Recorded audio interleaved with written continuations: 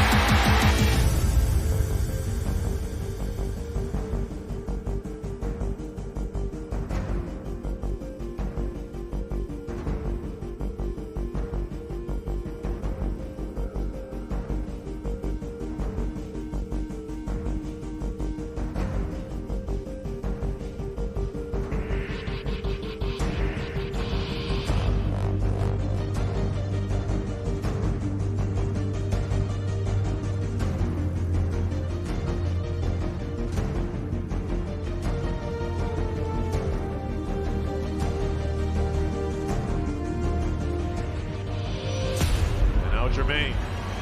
Centering pass, they score! Becker!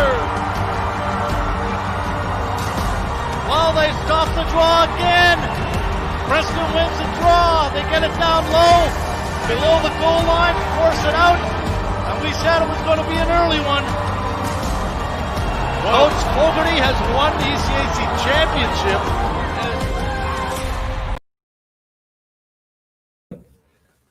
Here comes the Pete-cast. Welcome to the show tonight, everybody. Parents, coaches, players, athletes of all kinds. We're super pumped tonight to have well-renowned NCAA Division I coach from Princeton University on, Ron Fogarty, formerly assistant coach at Colgate University. So Ron and I have a existing relationship. I'm really pumped to be able to talk to folks again. It's been a long time, and we need to catch up. So we're really excited to have him on the show to give us some insight to all things NCAA hockey, especially experiencing winning championships and having a great track record, having a lot of success at that NCAA Division I level. Frank Parker, welcome to the show. How's it going, man? I know you're looking forward to tonight. This is I'm not sure if a lot of our viewers are going to understand the relationship you and Ron have had. But I'll tell you, doing my reading on Ron, it's impressive to see what he's done in the NCAA as becoming a head coach. I think to have that success, I don't care if it's I coach my daughter's 10-year-old basketball team, and have success at that, the same type of success at that level is but to do what Ron's been able to do at the NCAA level as a head coach is, when you look at his track record, it's unbelievable. And, you're going to touch on that a little bit more as we go through. And I think our viewers are going to be just as impressed as I was when I had a chance to read on it. I think so too. I'm excited to get this thing going. But first, we're going to talk about a couple things for some around the world sports. We've got lots of stuff actually happening. Finally, I've watched TSN for the first time in seems like forever. I turned TSN. I think I deleted TSN or ESPN off my television guide for the longest time. I was like, I'm not even bothering. But now I'm excited to get started with some hockey. Obviously, baseball's been going on. We got some NBA happening as well starting tonight. So we're just going to touch on a few of those things. We're going to avoid some trivia, but we definitely want some viewer input. The first thing that we want to touch on is NHL Stanley Cup winning team, the odds of your team or a team winning the cup. I've got the odds right here, but I want to hear your perspective. Anybody that's out there, who do you think is the favorite, or who do you think is going to win the cup? Not even based on Vegas odds, but based on your perspective. I got the odds right here saying that the Tampa Bay Lightning are the Vegas odds to win the cup. Boston Bruins and Colorado, Vegas Golden Knights, Philly, St. Louis. Leafs fans, where are they at? Unapologetically, you guys are a little bit down the line here. You're at number 10, so like plus 1,800 to win the Stanley Cup. They look good the other night. They look good. Fiji had me all pumped up for the game when we had them in, so I went home and turned the game on, and they scored with like less than a minute into the game. They look good, so I'm going to update that next week, and them odds better look better for these Leafs. And you know what? It's ever changing too. From one thing that I've noticed just playing some fantasy baseball, there's injuries like crazy right now in sports, which to me is negligent. Obviously a product of the situation with 100%. Maybe a shortened preseason, lack of preparation potentially on the athletes' side, getting ready for their season. So that might even happen in hockey and in basketball too. I think in all professional sports right now, I don't think in any professional sport, anybody who's played whatever sport they played to get to where they're at that professional level has never taken this amount of time off. So taking this time off and then putting your body back through what they're going through, I know they're looking ahead at the NFL here coming up in the next couple of weeks. And what do we got? Sorry, my cousin Olivia's chiming in. She's like, stats-wise, Bruins to win. Okay, I feel you, Olivia. I don't know if I agree with you. I'm not a huge Bruins fan, but hey, we'll go with it. Yeah, so what do you got for NBA, Frank? I know we kind of just touched briefly on NHL. If you have your NHL picks, definitely chime in. I think we need a little bit of chirping going on here. It's always nice to hear some chirping in the comments. But if you have your picks, let's hear them for sure. LA Lakers, they have sitting at number 1. Milwaukee Bucks. I'll get back to that one in a second. LA Clippers, Boston Celtics, Houston Rockets, Philly, Toronto, Denver Nuggets, Dallas, Miami, Utah. But how is Milwaukee favored over Toronto? There's no respect for Toronto. I don't get it. We might be a little biased being Canadian, but no, we just won a championship. I'm not being biased. Yeah, but then our best player left to go to the Clippers. Maybe not our best player, but oh, thank you. A key player. A key player, sure. But I mean, sure, he made one big shot to win a big game. But on any given night, anybody was coming out during that playoffs and doing what they had to do to win games. We didn't just solely rely on Kawhi to win us, a championship by any means. And I mean, I know he's dominant when he's out there and he's a big presence when he has the ball and don't have the ball. But for Milwaukee to be the number 2 and Toronto be number 7, I'm just number 7's a little outlandish, I think. But Milwaukee, Giannis, I've seen some of his training videos and he's been a beast in the gym too, not to mention all the reps and minutes he puts on the court, but he's provided Milwaukee with a huge asset. I agree. Him getting stronger and becoming tougher around the rim and finishing has been a big impact for that team. I really wish we did it before. If you see what he looked like coming into the league and what his body looks like now, yeah, it's night and day for sure. He's got a lot of muscle on his frame now Yeah, I agree, and I'm not discrediting Milwaukee. I don't understand the disrespect Toronto gets. So what does it take to win championships? What do you wait, oh, here we go. Olivia's chiming in again. Hey, I know you love the Leafs, but stats, Bruins for sure. All right, Olivia, I'm going to wholeheartedly disagree with you, but maybe we can place a friendly cousin wager on that. Yeah, we'll see. We'll see. I don't know.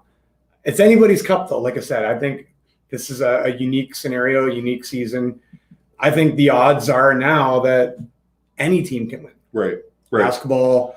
Well, hockey. remember what Vegas did that year when they went on that run? Did they upset after upset after upset? And I think hockey. I mean, you know better. You follow hockey a lot deeper than I do, but yeah, I mean, especially coming out of COVID, like, you know, who. It's a bit of a crapshoot, I think, for sure. Absolutely. Well, speaking of championship-winning teams, I think we got a guy that can come on and tell us a lot about how to win a championship. Yeah, we might find out in the next little bit what a championship-built team is going to look like. We are going to welcome Mr. Ron Fogarty to the show. Folks, how's it going?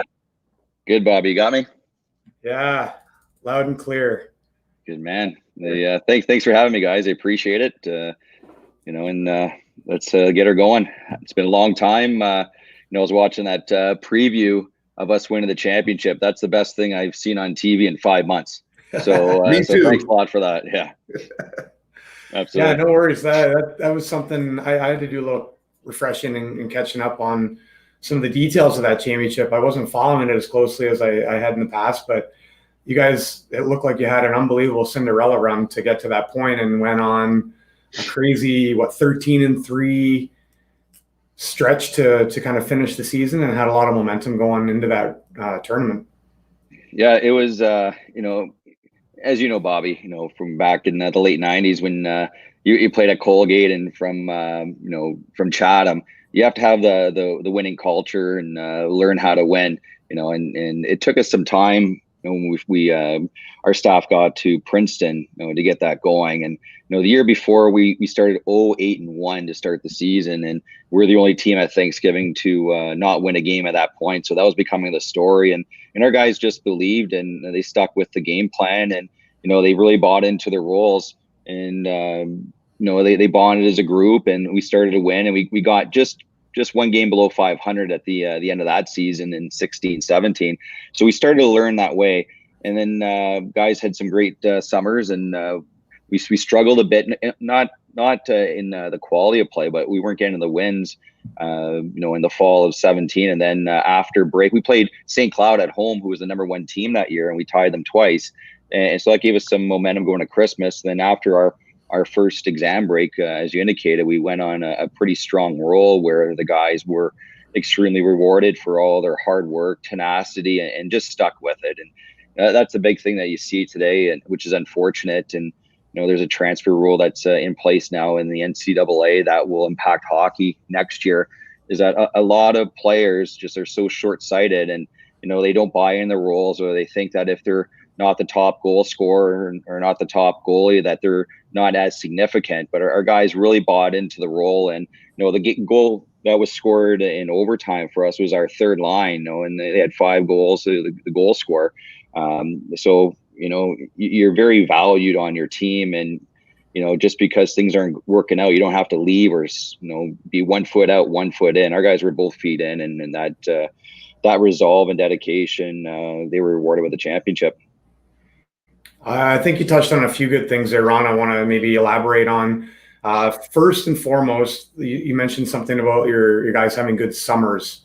What does that look like for you? You guys have a program probably in place, I'm guessing. Do a lot of guys stick around, or do they go home? And what does that program look like? Does your trainer provide the program, or are they kind of all, doing their own thing, or what does that look like?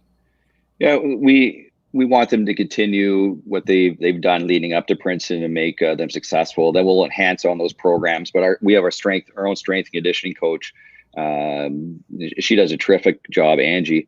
And our guys go back, and it's laid out day by day as most people have it, playing junior hockey. It's a little more enhanced what we're looking for, and our testing when they get back to campus is pretty in depth with some of the artificial intelligent, so we can track, their balance when they do lifting and jumping, to see what we need to work on with them. And, maybe it's the right side of their body is too strong over their left side. So then we have to start incorporating weight to get them balanced. And, the big thing about hockey, and everyone knows, is the core. You don't have the 210, foot 10 guy playing anymore back in the day, running around for the Chatham Micmacs.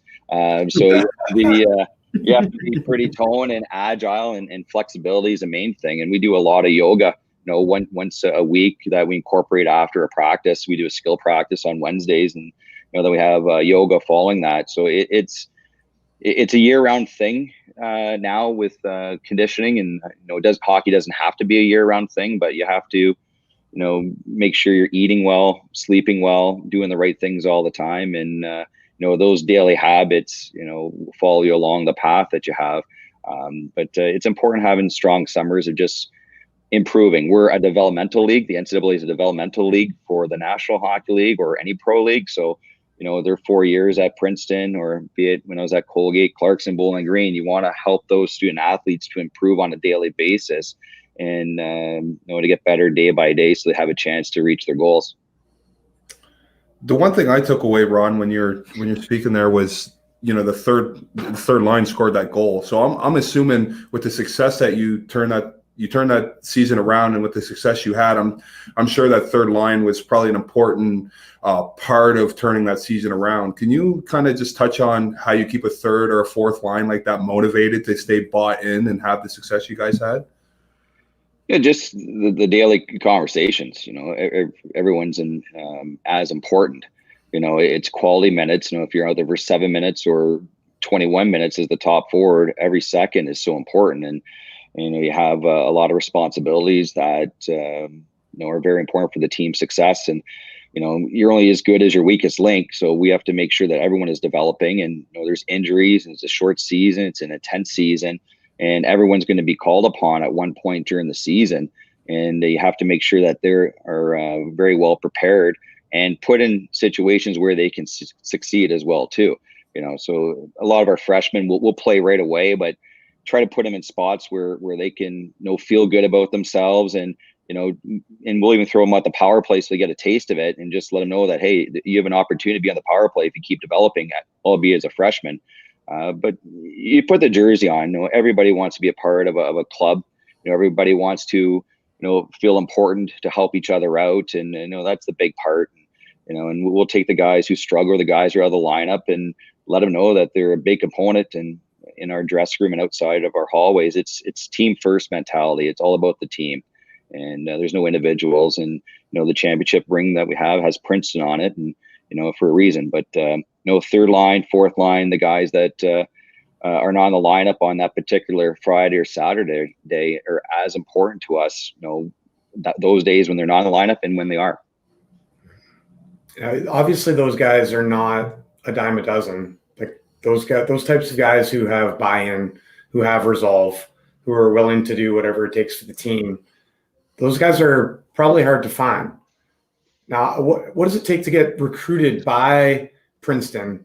Not necessarily just in that regard, but touch on that for sure. And then maybe even allude to some of the mark requirements, SAT stuff, athletic requirements, skill requirements. Like, what's it take to, if I want to groom my son to go to Princeton University to play hockey, what are things that I'm going to tell him? I'll take him, Bobby. If it was anything like you, I'd take him in a heartbeat. And that seriousness. The viewers, they can just talk to you and relate to it. When you came to Colgate, you had a role. You didn't play in all the games, but you persevered, and then you played, as a senior, a lot of minutes, impactful minutes when the team was very good. So. But for us, you need about a 3.7, 3.8, so about a 92% in high school. But regardless of our academic standards, the most important message to be recruited at the NCAA level is that it's different from major junior, where you're drafted and somebody has your rights. College hockey, you're in essence a free agent. So you want to have the best grades possible so that you're available to the 62 teams out there on a daily basis. If you're a goalie and you're having a banner season and you have a 3.0, that's going to preclude you from, the Ivies and probably half the institutions out there. and as well having the highest grades possible. There's only 18 scholarships per the scholarship schools, and that's maybe 10 of them are utilized as full scholarships, and you're breaking the rest down through the other 18, 19 players.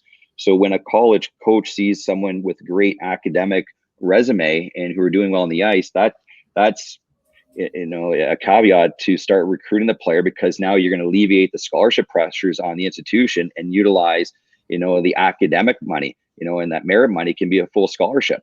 So to have the grades, you may not get a scholarship, but to have the grades, that you're opening yourself up to a lot of opportunities in the NCAA. For us, we're at the top of it, and our pool is very small. It's the toughest spot to recruit, but whether at Adrian or the other schools and at Princeton, I look for leaders, captains, and guys that you can depend upon. Guys are going to be resilient, guys that are team first, that look out for each other. I only see the players for about 10% of the time, through the week. And the other 90% of the time, I have to rely and trust on them that they're going to continuously have the great habits to do things over and over again for the betterment of themselves, for the team, and for the institution. So character is a big thing. And we have 2 players coming in from the USHL who are 21-year-old freshmen. They eligibility out with junior hockey, and they had 12 and 17 points respectively. And they're going to be impact players because they're gritty. You don't have to be the top scorer all the time. You just have to fit into a role what that institution is looking for. And because they had the grades, they become of more value to us at Princeton, and they're going to help out with that role that we need. And hopefully one day they're on the third line and they can cash in with an overtime goal to win another championship for us. That's right. So the USHL obviously is a pretty big breeding ground for some of the players that you're recruiting. Back in the day, Western Junior B used to be kind of a more recruited path. Now, where are you looking for your players?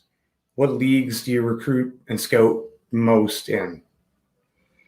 It's still, we have to know the transcript and, the test scores ahead of time. So wherever those players are, we're going to go look for them.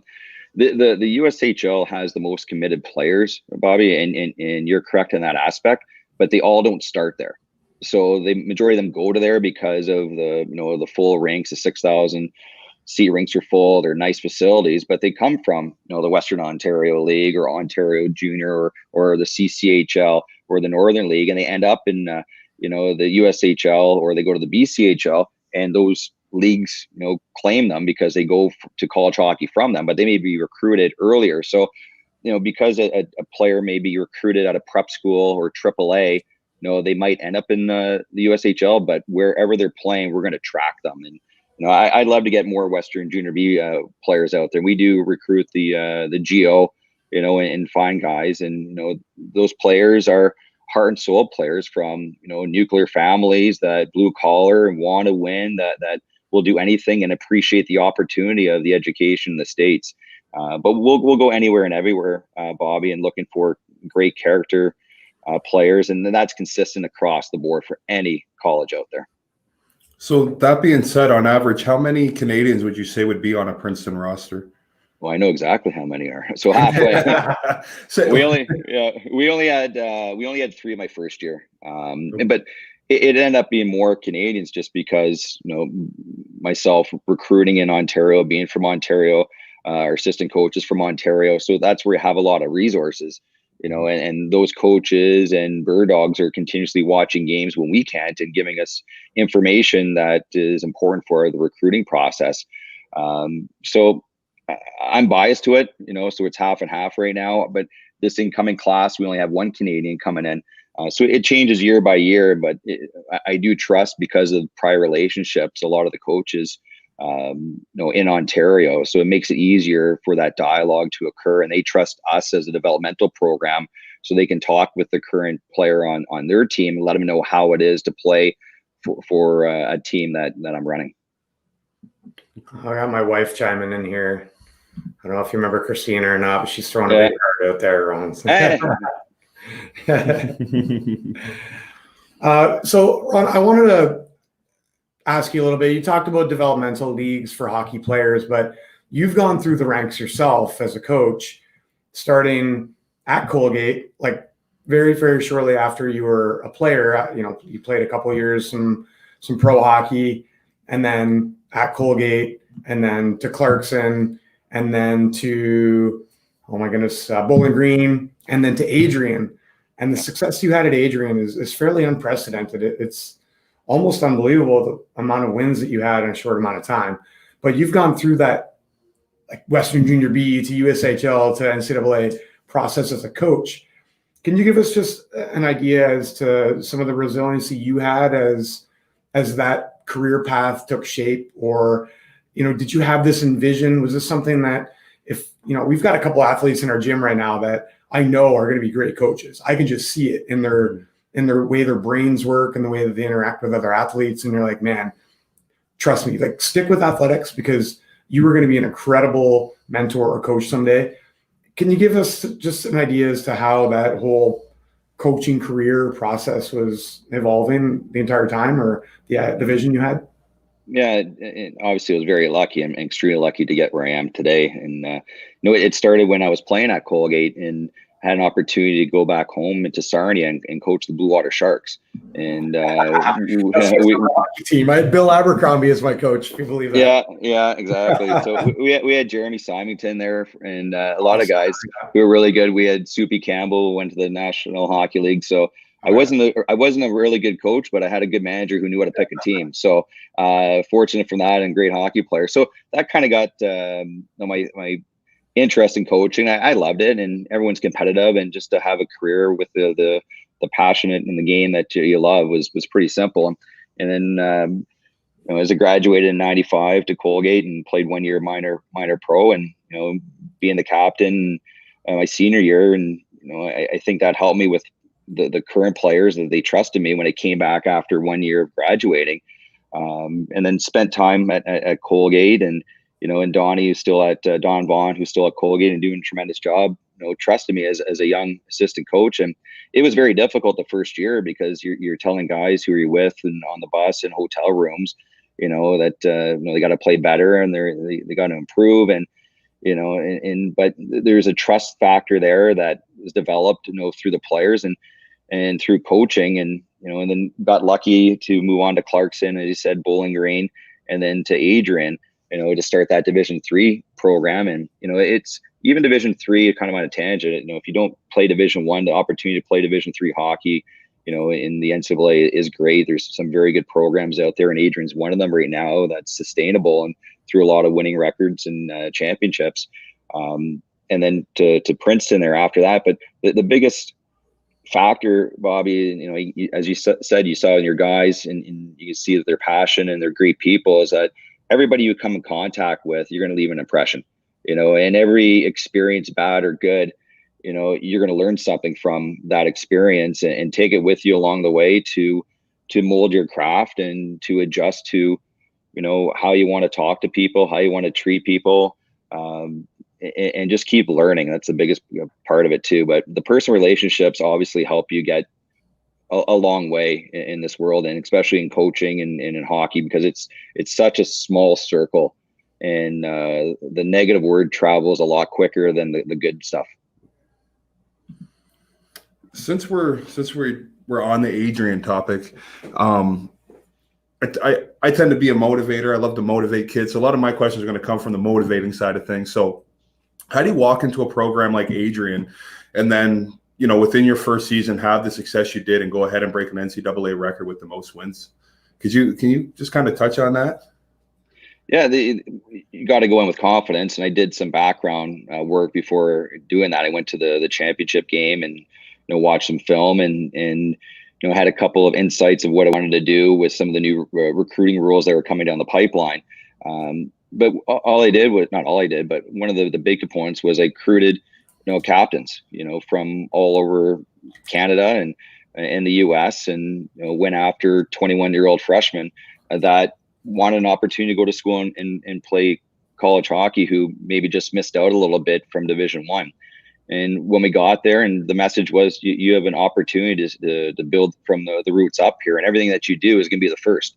And it could be, the first win, first great practice, but also could be the first bad thing. We don't want that. So be careful. And this is going to be the fabric of our program throughout.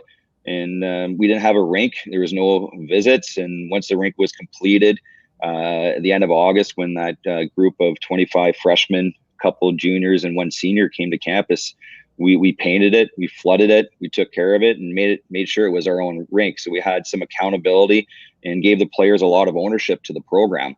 So a lot of people say that the coaches, their administration wins and organizations wins. When it goes right to the players. If you don't have buy-in from the players, if you don't have the right players, you're not going to win. But we had captains and great leaders and guys that were really motivated.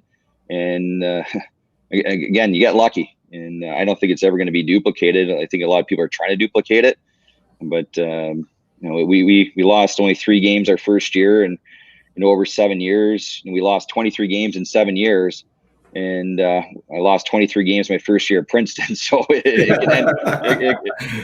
can end pretty quick, So, and what I learned from that too is, you start trying to grab for more winning championships and trying to play the perfect game, and sometimes, you get frustrated because you're winning but maybe not playing the right way. I really learned pretty quickly when I got to Princeton. I took those years at Adrian for granted that you should enjoy every win like it's a championship, because the players work so hard, prepare Monday through Thursday for Friday, and when they win those games, as a coach, the first thing you should be doing is jumping around with them and cheering, rather than saying, hey, we have to be better, or you guys got lucky.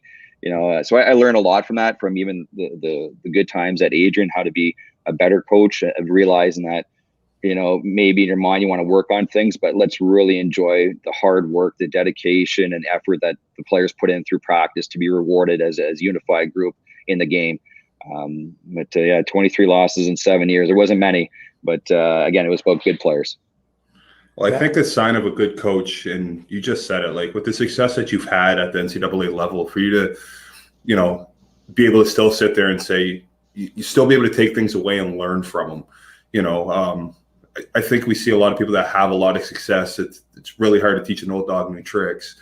Where with you, you're learning, you're continuing to learn, and I think that helps breed more and more success. And I'm sure, I assume you would agree with me.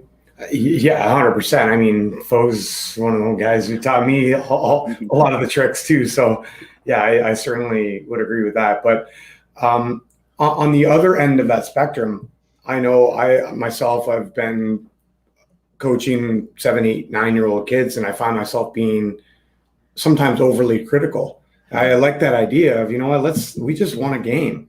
Let's celebrate. Let's jump around like we won a game. Right. Let's not be entirely critical. Let's make sure that we're enjoying the process of those W's and always trying to get better. And you've got that idea of, and that vision in your brain where, we have a few things to work on.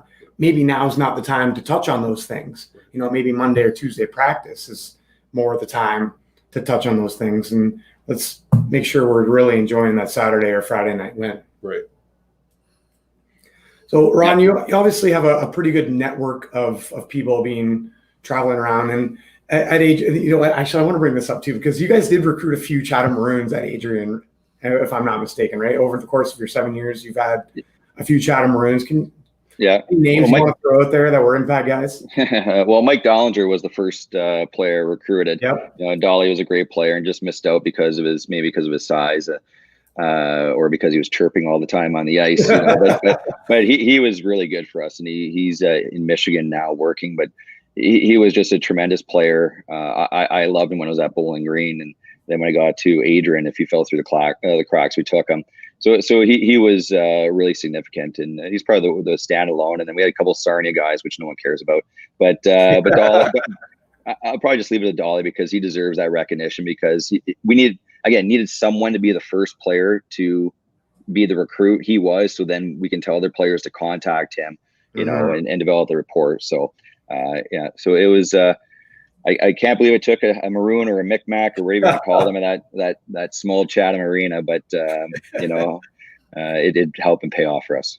Well, let me just kind of, I know this is kind of like jumping off a little bit from kind of what we have written out here, but through my my homework I had to do, most of what I found out, I just talked to Bob. I said, okay, Bob, just let's talk about this. So it's like, who is Ron? Where is he from? Like, give me some of his history. And he's from Sarnia, and he had this big rivalry with the Chatham Micmacs. Can you touch on that a little bit? Let's hear some about your playing days from Sarnia to, because when I was a kid growing up, it was the Micmacs, it wasn't the Maroons. Now we know Chatham as the Maroons. So yeah, we got a little something here. This is an old Ransom B shirt. Hey, look at this. Yeah. Well, that looks like a goalie shirt. I never knew who my goalie was in Sarnia, so it's the first time I seen 30.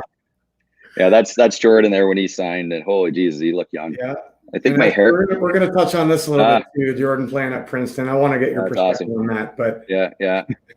But the Chatham days were just terrific, and to have both rinks at capacity all time. All the junior B rinks were so terrific. It was ahead of the Sting got to Sarnia, so the Broad Street barn was always packed to the rafters, especially when Brian Wiseman came into town. And there's a couple of stories I have, but they're not good. I'm on the wrong end of it. Chatham beating us in the playoffs, and I think that was my first fight. I was a rookie playing against Chatham in Chatham, and we were losing 7-1, and I thought he had to go do something. So I went on the ice, and I got hit in the corner. I turned around, I grabbed the guy's face mask, and I think that's the only thing I held on to. And I end up with a broken nose, and his name was Wade Harrogate. And Wade beat me pretty good, and I had nose surgery fall in the year, and I had to get my nose redone about 7 years ago again. So he had a lasting impact on me. I don't think it helped the game at all. So I know we lost 7-1. I think I fought him at 6-1, but it was good. And then chasing around Brian Wiseman was fun. I remember we playing in Sarnia, and they pumped us again, and my job was to shadow him. And then the next game we lost, we got beat bad. And I think he had 2 goals and 1 assist against us. And the next game we're playing St. Mary's, and we used to have player of the game. And I'm on the bench, and they announced the player of the game against Chatham was me. And they're announcing that Brian Wiseman only scored 2 goals and 1 assist. It's the first time Sarnia has held him under 3 goals. So I'm like, I didn't do anything. The guy scored 2 goals and assists. I chased the guy around. I couldn't even catch him. But those rivalries were great because you just played for your city, and there wasn't many imports back then, and and it still is the same in the Western Junior B. There's small rinks. You have to make plays quick. You have to think quick. You have to play in tight areas. You have to make quick decisions. And again, the players in Ontario, and especially in Southwestern Ontario, are just the fabric of the earth. They care so much for each other. They want to win. They want to win for each other. They come from great parents, and I definitely want to have more on my roster. That's awesome. That's the only 2 stories I'm giving you. So I like that story. I know Wade Harrogate was like 6'2", like a big dude. For you to be able to even reach his face mask is kind of surprising. No, he had Bobby had big knuckles. That's all I know. So, how many times at Colgate did you send Bob out to scrap a guy down when you're down 6-1? Yeah. We never were down 6-1. No, that wasn't Bobby's role. Bobby was more important to have him in the penalty box for us. Say, Wise Guys coaching in Edmonton right now. They're about to start their playoff series with Chicago, I think, in not too long here. So we're rooting for him for sure, being a hometown guy, and we'll have to get him on the podcast maybe too. That's absolutely kind of enlightening. We'll have to make sure that you always hear about these stories of Wiseman and this tremendous junior career he had and how many points he put up. So it's good. It's nice to really hear somebody that's played against him, because he's a little bit before your time. So you obviously never got to compete against him. So that's a cool part of Chatham history that we got to hear. So thanks for that, Rob. Yeah, Wiseman scored at all levels. He's also a tremendous person. That if you get him on the podcast, it would crush this meeting a lot. I mean that seriousness, because he's just a tremendous guy. I'll check. I think I have his contact, Bobby. I'll send it to you. But he won't remember any stories about me because he never saw me chasing them. We'll definitely tell him about the player of the game, holding them to 2 goals, 1 assist. So, well, I do want to touch on your son Jordan here, Ron. I know he's a recent graduate of Princeton, and you guys obviously have a pretty good relationship, coach, player, father, son. We had Bridget Carlton on the podcast, our very first episode, and we were lucky enough to have her mom come on as well, who was also her coach. So we got enlightened on the idea that sometimes there's some strain on some relationships in the familial setting when it's supposed to be player coach, but it's, the blurred lines between player coach and father son or mother daughter. Can you just give us some idea as to what his 4 years look like, and how amazingly joyful it was for you, or sometimes how amazingly challenging and difficult it was for you and him?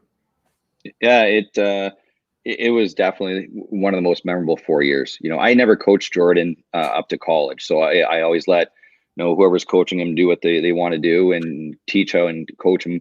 So to have him for 4 years was just tremendous. With our relationship, we had the living room locker room established right away. So a lot of the issues if he had within classes or his personal life, he would talk to Monica, my wife, and then hockey would come to me. And but I was probably more critical because I anytime he played or if I put him in a situation, I probably double and triple thought it over just because I didn't want to seem to any favoritism towards him. So I was pretty critical with him and probably a little unfair to him at sometimes, just because I didn't want anything to be miscued or people assuming something that wasn't true. But it was definitely memorable and enjoyable. And speaking to him after, and unfortunately we had our season cut short after we won in the first round of the playoffs at Dartmouth. We talked about 2 weeks after that, and he said he wouldn't change anything from his experience, and he had a great time away from the rink as well at Princeton. And that's probably the biggest, joy of having around for 4 years, that regardless of hockey, his experience was tremendous and unique in his own way. Any advice that you might give some parents like myself and Frank both? I coach my son and daughter, and Frank coaches his daughter. And I often am a little bit more critical as well. And you're under the microscope for sure as a coach when it comes to your own kids' playing time. That's for certain. So you don't want to give them the benefit of the doubt. You don't want them to take anything for granted. But is there any experience or any story or any little tidbit that you can give parent coaches that might be, a little bit easier on that relationship, number one, and maybe the lens of not that it even really matters, because I know you would do the right thing.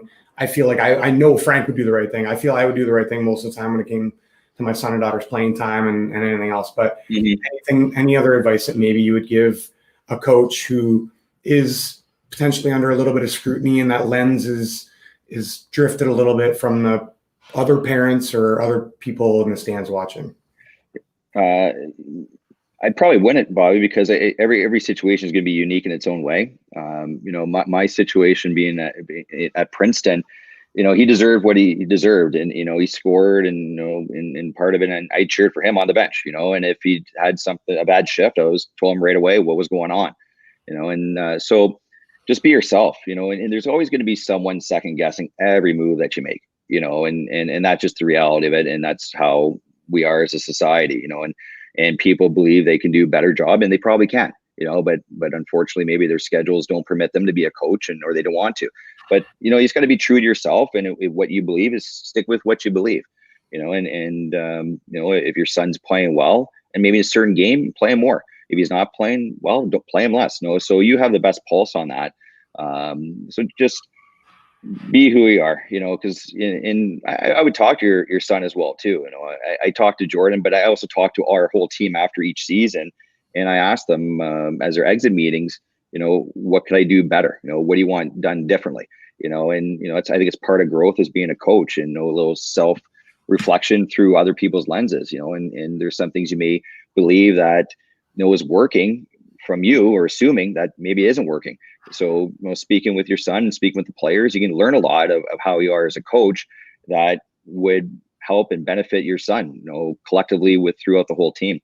And you mentioned Frank before, you want to keep learning, and the way you can keep learning, maybe through not 9-year-olds because they're playing Call of Duty, but with your team as you get going up, they just want to be incorporated, involved, and have some ownership. And if they know that you're listening, and that means a lot to them, and they're going to play harder, but they will play collectively harder too. So, but with parents, that's part of the job and the business. Is the same thing in college hockey.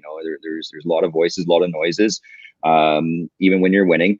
But you just have to stay true to the players on the bench, but most importantly, stay true to yourself and the values and beliefs that you have. Where that got you there today. Yeah,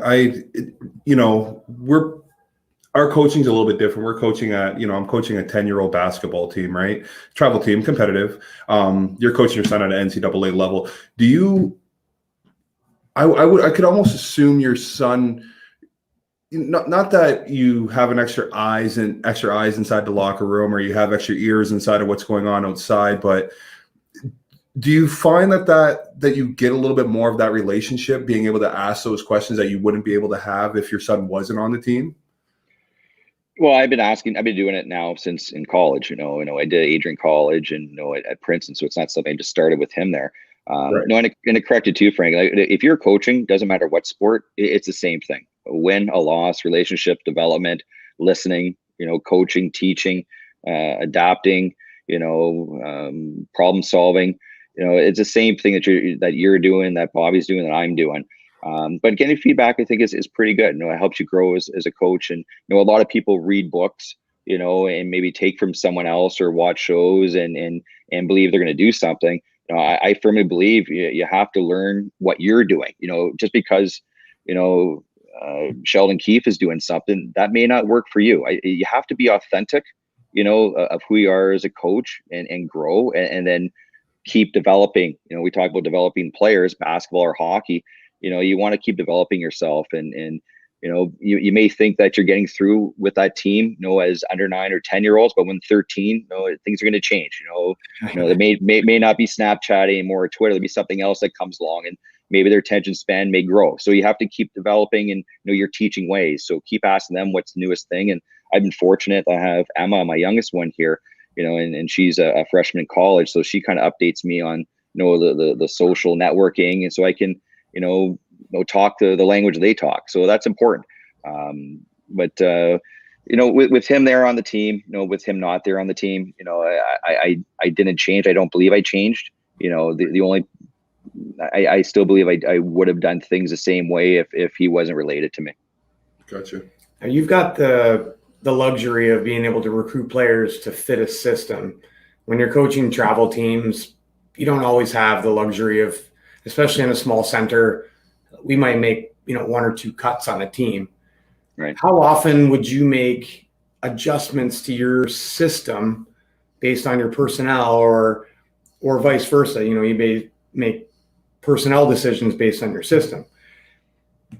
Yeah. Well, we revamped our whole neutral zone after in January when we played Dartmouth. We lost them, and we thought if we stuck with it, the players would adapt, and we realized they weren't adapting. So we revamped to what they were doing well, we're privileged with some of like the software of Instat and the analytics stuff, so we can see entries if we're successful in carrying it in or dumping it in or retrievals. And so we just dove into that a little bit more and then revamped it, because it wasn't working, and that's a big thing, being adaptable. The season, you're going to lose a season pretty quickly if you realize that they're just not grasping something. And then we thought we were teaching it the right way, and we were teaching it the right way that we believe, but it just wasn't corresponding to what we thought was going to work on the ice from practice into the games. So we changed it and we became more effective. But that was like, what do you guys think? We brought our captains in. What do you think about our neutral zone? It's not working. What do you think is going to help? This is what we're seeing. What do you think? We just kept open-ended questions and developed from there. But you have to change. And when we didn't have the winning culture, that was something different. But now we're winning, and now teams started to adapt to us through the recruiting. So now they're shutting down our neutral zone, which was our strength. That was my strength at Adrian and then at Princeton, from the top of circles to the far top of just puck possession, not dump it in, but carrying in. And then teams were sitting on us with a 1-4. They're basically trapping us. So we had no space to make plays to 2-on-1 isolations through the neutral zone. So we revamped it this year, and then we started to win. So, you have to realize that your ways aren't always the best ways. There's something better at that time. But yeah, absolutely, Bobby. And maybe next year, when we're a little grittier, we may have to change it again. So we'll adapt to our players, and I think it's the biggest thing is not the biggest thing. The thing I've learned is that you try to recruit players that fit your systems, but you can't always do that. So you have to coach to fit what they're bringing into you. Well, just because you brought up the analytics and he brought up Soupy Campbell. Oh, he's talking about Soupy Campbell. Really? Yeah. So Brian Campbell played for Blue Water, played for Southwest, played for Strathroy, went on to play for the Ottawa Sevens, and then he played for Chicago, won a cup at Chicago. Okay. We know another Soupy Campbell. We actually had on the show. I went to Union. Oh, sorry. Okay. Yep. He's the director of statistical analysis now for the Detroit Red Wings. And we had him on the podcast a few weeks ago. So, and it was mind blowing to me because, that's all he does is stat and analysis. And we're watching as, hockey, now in the NHL, every jersey has a chip in it. And next year, every jersey's going to have a chip in it. And we're starting to understand the importance of the analytical side of the game.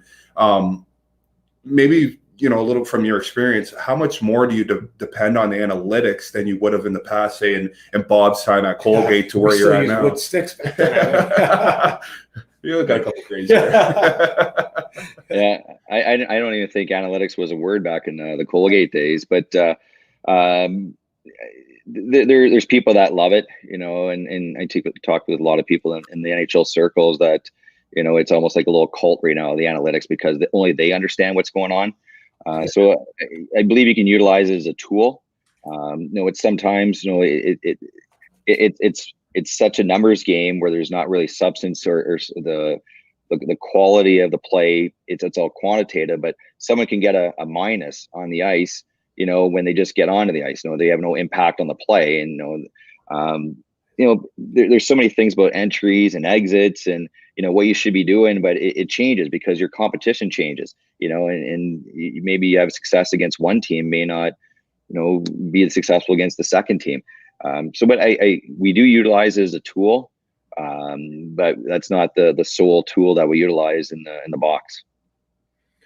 Ron, I got one more question for you, and then we're going to get to we do a speed round at the end of all of our broadcasts just to kind of get some one-word answers out of you and get to know you a little bit more. But when you were mentioning before, it's all improv too, so you got to be on your toes here.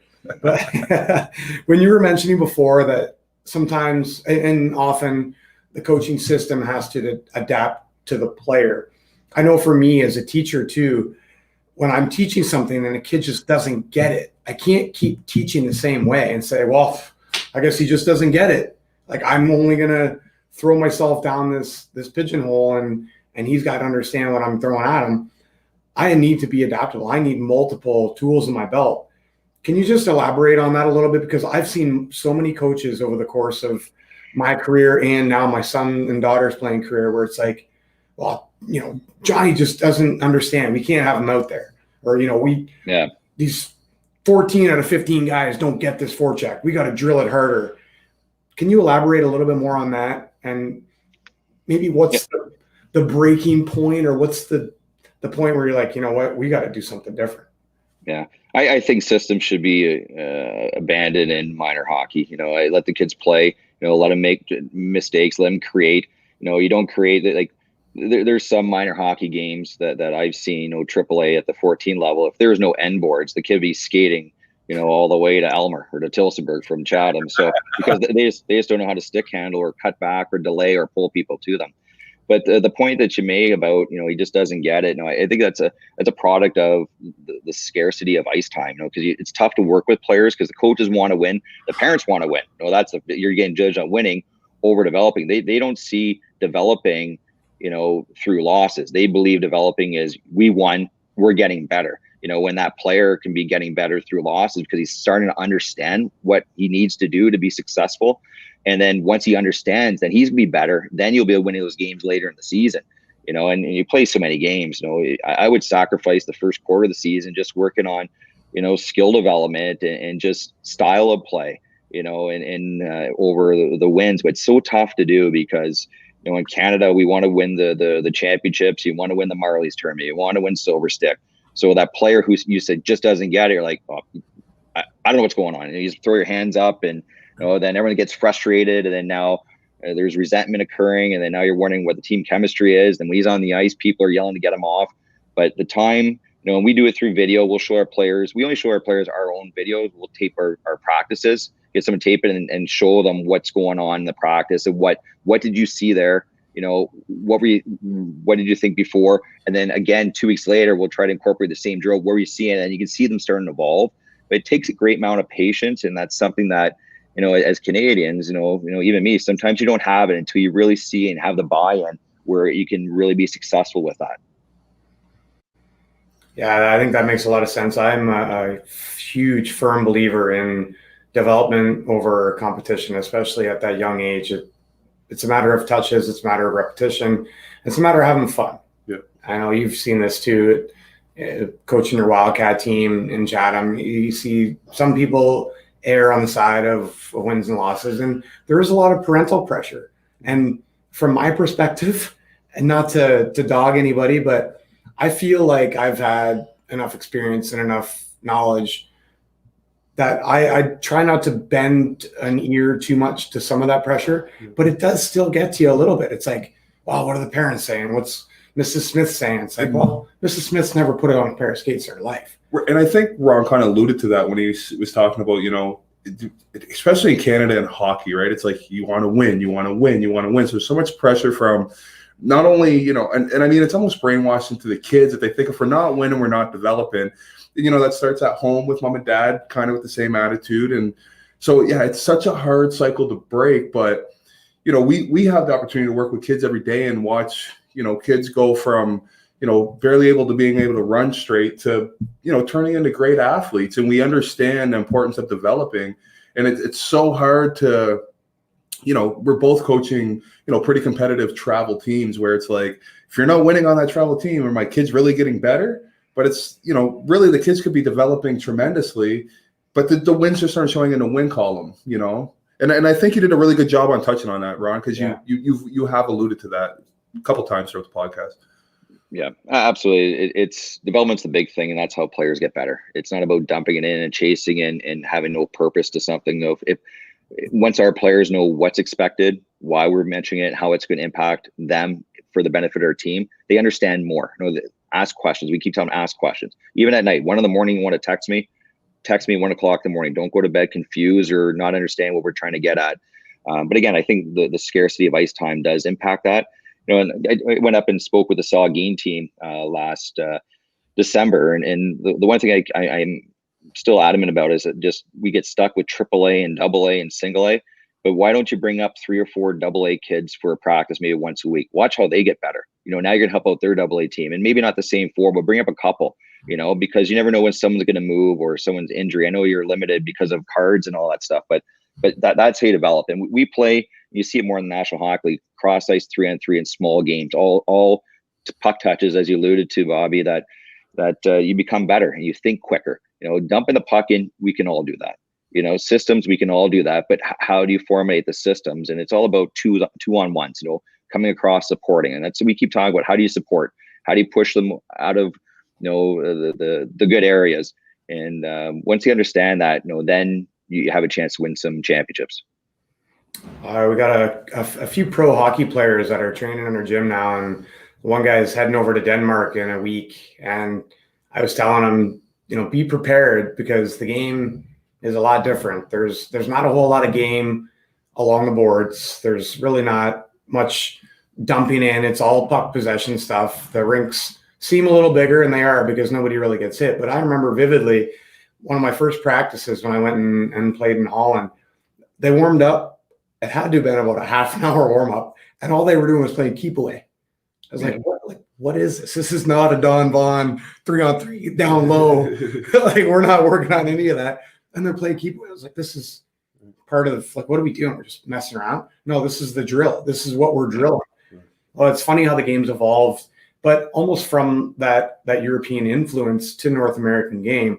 And I was just reading an article the other day about the NHL, how the dump is not dead, where people keep trying to prescribe the puck possession style game, but they're saying the dump is not dead. But those defensemen are so good at taking away the blue line. It's pretty hard to gain entries. So the game is different in NCAA versus the NHL versus Europe versus minor hockey. Yeah. If you're trying to coach it all the same way, it's really not a one-size-fits-all approach. It can't be. And that goes right back to where you guys talk about, like Ron said, get rid of the system. Let the kids develop and learn how to play the game. And I mean, you just tore the layers off it right there with what you said. And I mean, I'm no hockey coach by any means here, but I mean, not being a hockey guy, I mean, you're not speaking French to me here. I totally get what you're saying, and it totally makes a whole lot of sense. So I'd have a hard time, watching somebody sitting on the other end of the table who is involved with development of coaching hockey, not understand what you guys are saying, because it makes a lot of sense. It really does. Well, Ron, we're creeping up on about an hour here. Well, let's get into this speed round. I want to get your perspective on a few of these things. Trust me, there's not gonna be anything too presumptuous, but we're gonna hit you up with a few questions. This one, I don't know the answer to this one. I played a little bit of NCAA hockey too, and I don't know off the top of my head. Actually, you know what I do, but I'll throw it out there at you. Do I have to answer about your career? Is that the question? What do you think? What's the best? Yeah, no, I don't want you saying anything about my career. What's the best NCAA rink to play or coach in? You can't say Princeton. That's biased. Cornell. You know what? That's as soon as I asked the question, I was like, yeah, that's Cornell, Maine, Vermont, Michigan. Vermont, Michigan. I never played at Maine. Played at Yost. I don't know if you were there. You were only there for 1 year when I was there, right? You were gone my sophomore year, I believe, right?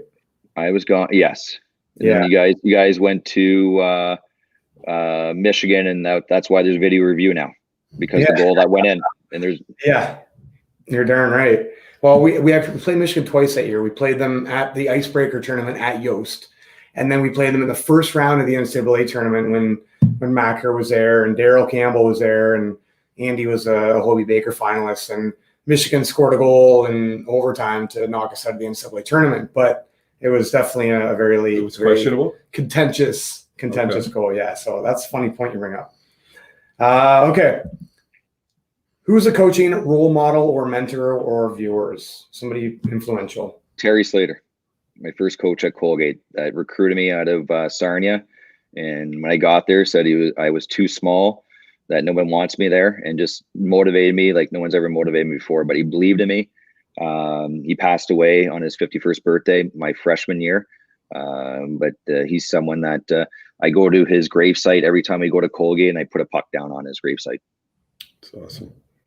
That's pretty powerful. That is. Sidebar, I was a recipient, lucky enough to be a recipient of the Terry Slater Memorial Award my senior year. So it's that's a good one. I should ask that one last. Yeah, it's over. That's it. Yeah. Where do you go from here? This next question's I'm diving off the deep end with this one. Yeah. But most PIMs you ever had in a game? Most penalty minutes? Yeah. I told you, against Wade Harrogate, 5 for fighting, and it cost me 2 surgeries, so it was about a $7,000 OHIP bill and 5 minutes for fighting. So thank God for OHIP. All right, last one here. I saw you pacing the hallway a little bit in the intermission going into OT in that video. But do you have any pregame superstitions? Maybe we won't call them superstitions because I don't know if you want your players to call them superstitions, but pregame routines. No, I don't. I think it's at Adrian, because we're playing at community rinks, I would just pace around in the shower because there's nowhere to go. So obviously the shower's not on. But no, just we'll watch maybe when it was called Hockey Night Canada, but Hockey Night Canada, when it comes on, at 6:30, we'll watch the pregame, and then maybe one is I've never watched a warm up. So that's probably my only superstition. I've never watched a warm up. I don't know what our guys do. I don't know what happens in a warm up. So you just told me what happens in overseas. Maybe they do that. They play keep away. I have no idea. So maybe that's it. I don't watch warm up, and because that's a thing, I don't want to judge anything on warm up. That's their game day. Our captains run practices on Fridays and Saturdays. I don't go to the rink on Fridays because I don't want them to interfere in their development and interfere with them on their Friday. If they see me, they may get out of the routine. So they know that Fridays, I just take it easy and don't watch warm up and hopefully get a win. Now, this is off topic, and I have to ask it. I know you're going to kick me in my shin, but oh, shoot. Could you I don't know if you have a favorite memory, but I know you and, Bob's been super excited to have you on. It's been a great conversation all week. We get together a few times a week and try to get ourselves as prepared as possible for these. And it's been a fun week because you guys have a history with one another. Do you have a favorite moment with Bob or a favorite memory that you remember about Bob, maybe in your recruiting process, in the playing game, in the playing time? I remember watching him in 97, 98. He was a lanky forward that had great skill, great hands. And the biggest part about it, I remember meeting his dad and his family, and just you can see what type of person Bobby was. And, his family was great and welcoming into the home, because we did home visits a lot back then just to make sure, because you didn't have the information readily available to recruit people. So you had to really dive in and figure out who they were as character. And, and Bobby, I love Western Junior B, and that was my kind of area to go recruit. And I thoroughly enjoyed the recruiting part of it, because you recruited him a year before. So I got to know Bobby even 2 years, before I left to go to Clarkson. But, I knew he was someone who was very driven and creative and, in this style of play. And that usually translates to how they are as a person. And just seeing him now, with this podcast, with you there, Frank, that's the type of person he is. He's just open-minded, thinking about stuff, and that you can see that in his play too. And the one thing that even coaching Bobby, he didn't play a lot of games this freshman year, but he wasn't a person that you would say he just doesn't get it. He got it. He understood what was going on. He understood what was expected of him. But it was just when he called me and texted me to be on the show about a month ago, I was pretty excited too, because we haven't caught up. But I follow him on Facebook and follow his family, and he's just a tremendous person, was back then in the recruiting, and has never deviated from that. He's a fabric of his parents, and he's a great person. He's a terrific husband and an exceptional father. And I'm just very fortunate to be on the show with him today.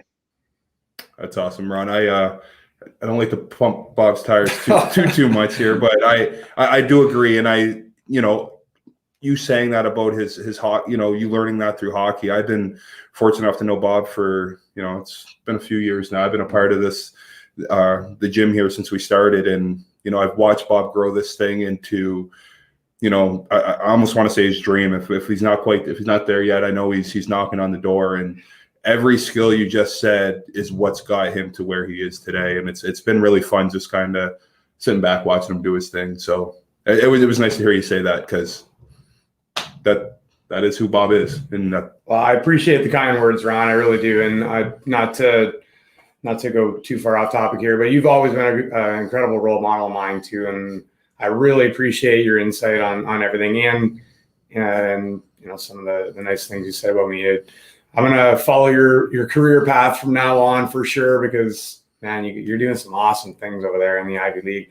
Actually, I might even hit you up on a team visit here coming up in the next couple of years. So I'm glad I got your email. And if that's something that you guys do, I definitely would love to take a team up there and check out Princeton. So absolutely, Bob. The only negative thing is, Bobby, is that you're in the best shape that you ever were at Colgate. I wish you were in this good of shape when you're out on campus. You're looking great. Something. Yeah, I know. You're right. Yeah. I messaged Vonner the other day too, and I think we're gonna get him on the show. But I have a few regrets about college, and that's definitely one of them. Was my work ethic was certainly not what it is now. But yeah, though you can say that, but I don't know that story or that history, but maybe that was the course Bob had to take, because when you watch Bob working with our athletes in the gym and the way he pushes these athletes and the way he really makes them start thinking about, listen, this is, the future and how hard it does. You do have to work to get to that next level. He knows from experience, so, it's funny when you look back, sometimes you almost have to walk the path you walk to be who you are. Yeah, I definitely would agree with that.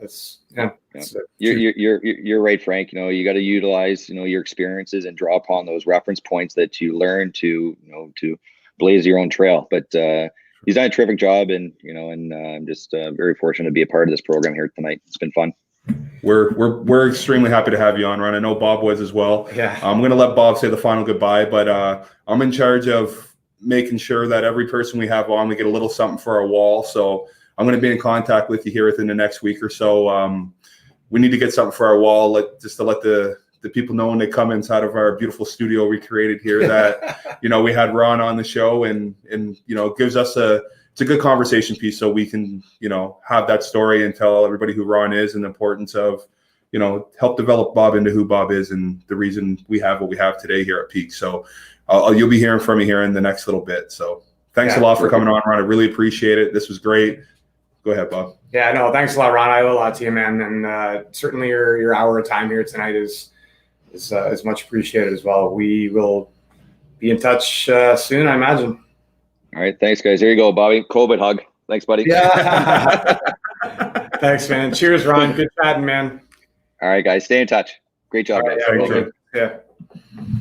Great. That was awesome. Well, that was good, man. That was good. That was good. I'm really happy to have Ron on. He was a really influential person in my life, and he's gone on to do amazing things with this program and with his family. I forgot to ask how Monica was doing. I always like seeing Monica as well. And so, yeah, Ron, I'll have to catch up with your family at some point again. But, yeah, awesome tidbits and nuggets. We always seem to get those, man, and pull them out and relay those to the people that need to hear them. Absolutely. Absolutely. And, it's funny, we've had a lot of successful people on. They all echo the same things, right? It's unbelievable. And again, like Ron's had so much success at the NCAA level, and when you look at like what he did with Adrian, and it's not just lip service. It's not just something that they say. This is something that they truly believe in. Yep. And to continually get this message across to other parents and coaches and athletes. Yeah, I mean, I think it's an important piece. And this is why we sit here and we do what we do week in after week out to, and yeah, we're doing it. And it's thanks to people like Ron. It's funny because Ron having the success he had in hockey at the NCAA, having Bill Finley on with the success he had at the NCAA level with women's basketball, they echoed the same things, Legit.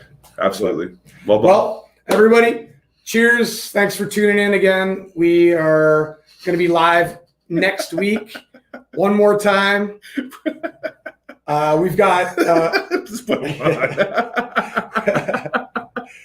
got an MMA fighter coming on next week, local MMA fighter. I'm sure you're going to be excited to see. So make sure you tune in next week. Yep. Thanks again, Frank.